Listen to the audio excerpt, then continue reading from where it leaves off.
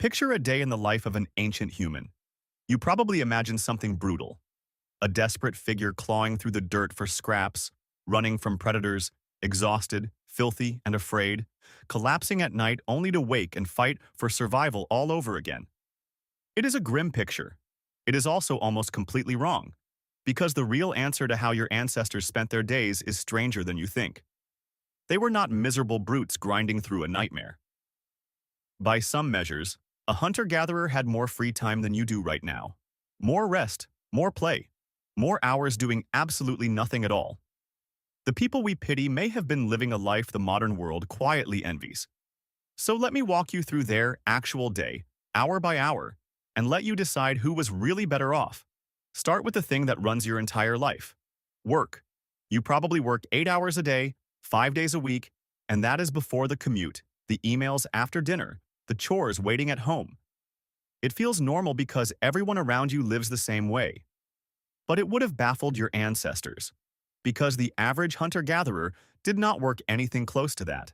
In the 1960s, an anthropologist named Richard Borshay Lee went to live among the Jew/Hansi San people of the Kalahari Desert, one of the last groups still living a traditional foraging life. He did something simple but revolutionary. He actually measured how much time they spent getting food, and the number stunned the academic world. On average, the adults spent only around 15 to 20 hours a week finding and preparing everything they needed to eat. Read that again. Not 15 hours a day, 15 hours a week. 2 or 3 hours of effort a day, and the work of survival was done. So what did they do with all the rest of it? This was the question that fascinated an anthropologist named Marshall Solins, who took Lee's findings and turned everything upside down. He gave these societies a name that sounds like a contradiction. He called them the original affluent society. Not affluent because they had a lot. Affluent because they wanted little and got it easily and were left with something the modern world is desperately short of: time. But time to do what exactly? If your food is handled by lunch, how do you fill the hours until dark? Here is where the picture becomes something you might actually recognize, because your ancestors did not lie around in a blank stupor. They filled their free time in almost exactly the ways you wish you could fill yours. They talked. Endlessly.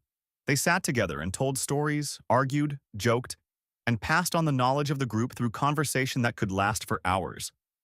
They made things. Tools, weapons, clothing, ornaments, crafted slowly and with care, the way you might lose yourself in a hobby on a rare, quiet weekend. They rested. They napped in the heat of the day. They played with their children, and so did everyone else, because childcare was shared across the whole group rather than crushing two exhausted parents. They made music and performed rituals and stared into fires late into the night. The anthropologist Frank Marlowe, who spent years living among the Hadza of Tanzania, described days full of exactly this: real work in short bursts, and then long stretches of leisure, socializing, and rest that most modern people only taste on vacation. Does that sound like a nightmare of survival to you? Or does it sound a little like the life you keep promising yourself you will have one day, once you finally have the time? Now, this does not mean their lives were soft. Their work, when it came, was real and it was demanding. And nothing captures that better than one of the most astonishing things a human body can do: the persistence hunt. Your ancestors could not outrun most animals in a sprint. A deer or an antelope will leave you in the dust in seconds. But over a long distance in the punishing heat of the day, something remarkable happens. Humans have almost no fur and millions of sweat glands, which means you can shed heat and keep moving while a furry animal has to stop and pant to cool down. So, a small band of hunters would simply pick a target and follow it. Not sprinting. Just relentlessly walking and jogging, tracking it for hours across miles of open land, never letting it rest until the animal collapsed from overheating and exhaustion. The researcher Louis Liebenberg documented hunters doing exactly this, running prey to the point of collapse in chases that could last most of a day. It is one of the reasons your body looks the way it does.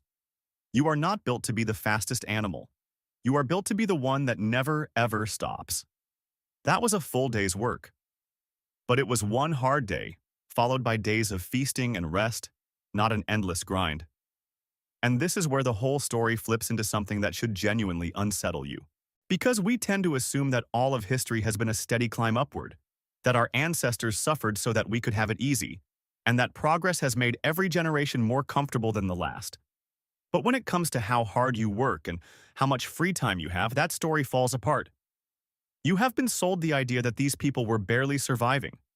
The evidence suggests many of them worked less than you, ate a wider variety of food than you, slept better than you, and spent far more of their day in the company of people they loved than you likely do.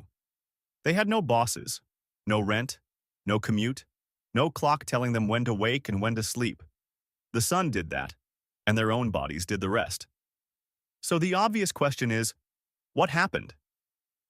If this life was so rich in time, why did we ever give it up? The answer is farming.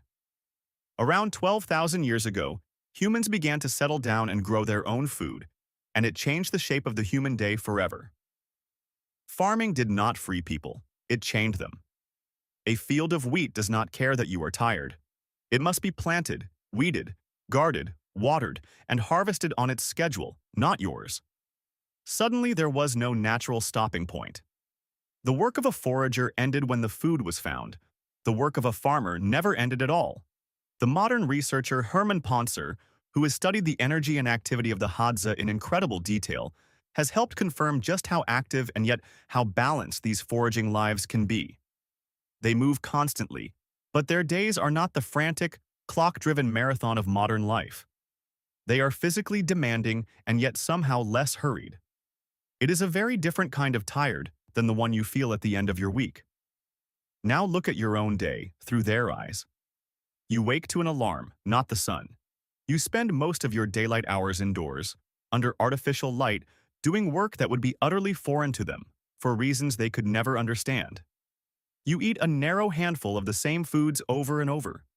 You are surrounded by more people than any of your ancestors ever met in a lifetime, and yet you may feel more alone. You have machines that do the labor of 100 hunters, and somehow you have less free time than the people who chased antelope on foot. You are richer than any forager could have dreamed. And in the one currency that may matter most, hours that belong to you, many of them were richer than you. This is not an argument that you should abandon everything and go live in a cave. You would miss modern medicine and safety and the thousand comforts that keep you and your children alive. Their world had real dangers and real hardship, and it would be a lie to pretend otherwise. But it is worth being honest about what you traded away to get here. You did not simply climb out of a miserable existence into a better one. You made an exchange. You gained comfort and security and abundance. And you handed over your time. So the next time you picture an ancient human, try to see them clearly. Not a desperate creature scraping through a brutal existence, but a person who worked a few hours, ate well, and spent the long golden afternoon talking, resting, and playing under an open sky. A person who owned their own days in a way you rarely do. Picture a day in the life of an ancient human. You imagined something brutal, something to be pitied. But now you know the truth. They may have been looking forward across all those thousands of years at you, chained to your desk under a buzzing light, and wondering how someone with so much could have ended up with so little time to simply live.